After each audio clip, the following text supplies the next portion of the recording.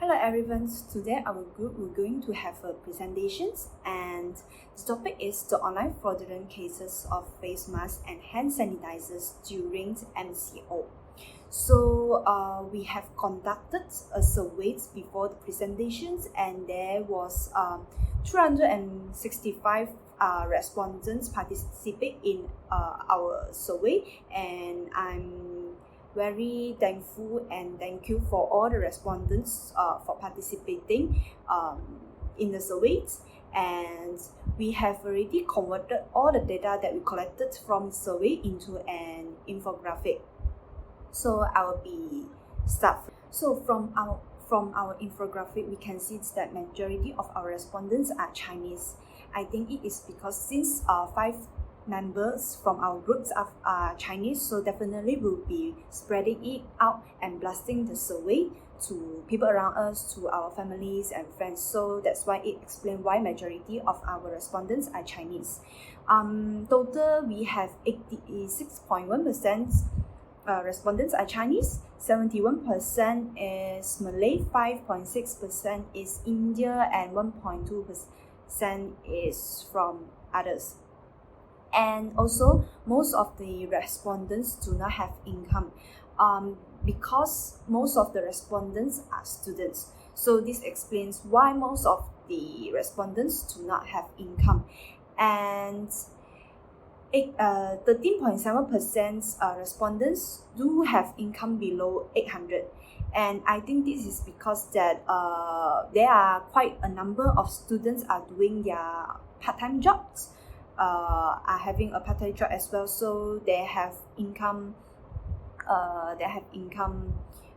below 800. So there is 90.1% of respondents are singles. So as I mentioned earlier, most of the respondents are students. So that explains why most of the respondents are singles. And there are 213 of respondents are aged between 18 to 30 years old. So as mentioned earlier, students are most of the participants in our survey, and also so that's why there are 213 respondents are aged from 18 to 13 years old. And of course, we as students, we do not have children yet. So this sum up of my presentations on the demographic of the respondents. Thank you. Okay, so based on our survey, the most used platform for online shopping during MCO is Instagram, and it's understandable because Instagram right now is currently one of the biggest apps of all time, next to like apps like Facebook or YouTube and WhatsApp and stuff like that. Although they are still owned by they are owned by Facebook, but Instagram still takes a top lead, and it makes sense between us teenagers that Instagram is the most used platform for shopping online. And in close second, we have apps like Taobao or Lazada, or as well AliExpress and stuff like that. In third, we have Facebook, which is also quite common, but these aren't really to say online shopping platforms. They are more social media. So the users who go on there to buy and purchase stuff that they need are taking a slight risk instead of buying their stuff from a actual online shop instead of buying it from a social media platform. So a majority of our respondents prefer to do their online shopping because it is cheaper than going to shopping malls to buy stuff they actually need. Now, we have about 265 respondents in our survey, and most of them either said that it was cheaper or it was more convenient and easy. And cheaper in the sense that not only do you get discounts on certain dates, you also get discount vouchers on certain occasions, as well as getting free shipping and stuff like that, which is like making the price of the product very very cheap. And it also decreases the price compared to physically going shopping.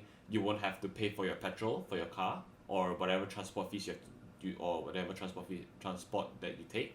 You don't need to pay for parking. You don't have to look for parking. So it's like time efficient, and it's also financially efficient, where you don't need to do all that stuff, and you can just buy and it just shipped to your house. The average amount of money our respondents spent on online shopping was about 100 ringgit to 500 ringgit. So not too high, not too low. So it makes sense that people spend this amount of money to, in certain occasions, buy stuff they need. Like in our case, right now is face mask and hand sanitizers. Yeah, so that will cover the 100 plus range, but about to 500 range might be certain items, like bigger items, maybe electronics or fashion or clothes or cosmetics or skincare and stuff like that. So out of the 6 categories that we put up for our respondents to reply to, the one category that was beaten by a very high margin was health and beauty. Our respondents spent most of their money on stuff like cosmetics, makeup, skincare, and stuff like that. And in close second was fashion, which is spending their money on clothes and accessories, earrings, bracelets, necklaces, etc. Yeah. So now I'm gonna pass my part to Lance. So yeah. Hi, so I'm Lance. So I'm going to talk about the credibility of the online platform. So 51.2% of the respondents say that they are actually worried about buying masks and sanitizers online, and 58.3% of them say that they receive low quality face masks or sanitizers, like they weren't in good quality or in good condition. And 75% of them, which is the majority, said that the product they received, uh, they did not receive any product after the purchase. So all of these, like face masks and sanitizers, were purchased during the MCO period, even the CMCO period. So during this time, there's actually a rise in scams and frauds of online sellers. Even the news has released saying that the police are investigating in this issue where monies are being scammed, and a lot already, like 180 plus sellers are being arrested for this. And this is because during the MCO, a lot of new people join the online platform, so they are still not used to the online part. So they have no idea how to check the legibility of the seller or the products, so they are easily scammed by them. So with all these negative response from the respondents, majority of them actually prefer to ask for a refund or report the products or the face mask and sanitizers to the relevant departments, such as Lazada platforms or Shopee platforms, so they can actually handle this issue if it's like not same as it was advertised there. Yeah.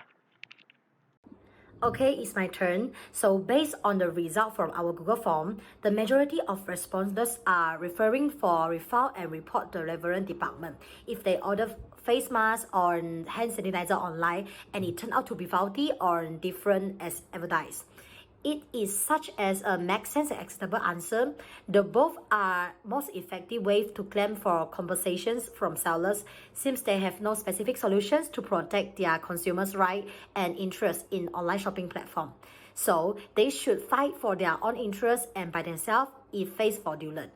In such a case, online consumers should be no let go the dishonest sellers and stand up for their own interest as online consumer. Goes to the next questions. The most effective way to verify reliability of online sellers who are selling face masks or hand sanitizer is checking rating and review made by previous consumers. It's agreed by 189 respondents. From the result, I think that the respondents seems the rating and the reviews are most authenticities documents or proof to verify those sellers. It's also the easiest way for them now. Next, check the profile will be the second choice for respondents, and 162 people work from it. Of course, the profile should be provide a lot of details and information about the products in it, such as the only platform for sellers to prove their reliability for their customer. The most of the online consumers are attracted by the profile. The content of the profile will affect the final decisions of consumers directly. Would they willing to spend the money for the products or not? So next, they have 132 respondents deemed that check the total order have been by the sellers. There's no deny. The sales value of the online shop is the best and strong evidence, and it is such as reflections from the reliability of the online shop, quality of the products as well. Hence, it's quite important for the sales value towards an online shop. So the final part is talk about legal control of online fraud. When the product that you receive is not as advertised, or you already paid money but have not received the product, who should be responsible for all these issues? Well, there are 79.6% of people say the online seller has the responsible. I think it's because the seller did not confirm the quality of product, or even they are deliberately deceive customer. So they must take responsibility. About the next question, the government set a price limit for masks to prevent people from being unable to buy masks due to higher price. Can this measure effectively solve the problem? Well, there are 80% of people say yes. I think this action is very nice for those cannot pay for the necessary things like mask and sanitizer during this COVID-19.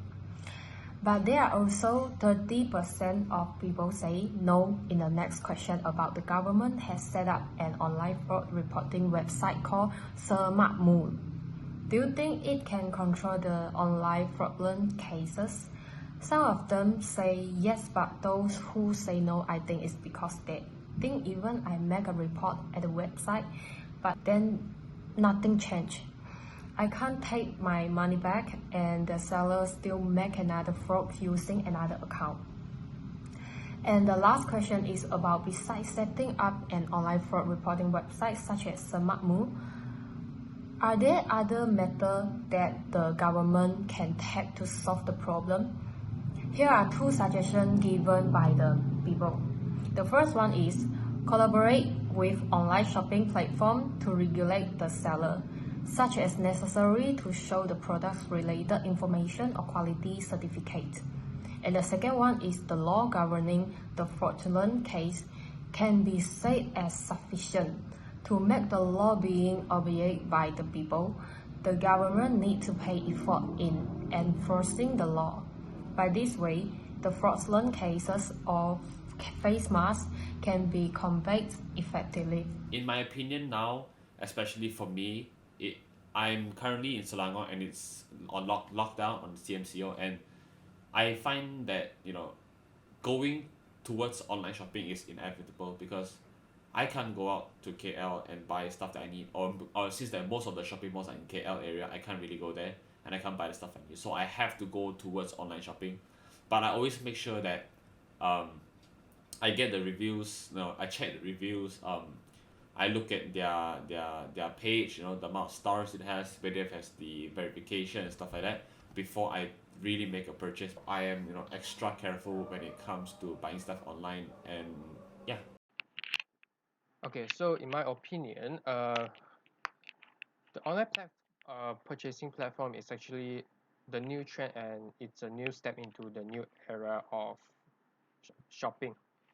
So as consumers ourselves, we need to take responsibility for our own purchase and make sure that we are not cheated easily with, and check whether it's good, so that we can benefit most out of it. If we ourselves are not unsure how to do it or trust ourselves in buying certain things, we can ask friends or family members to help us, which are better in online purchasing than us.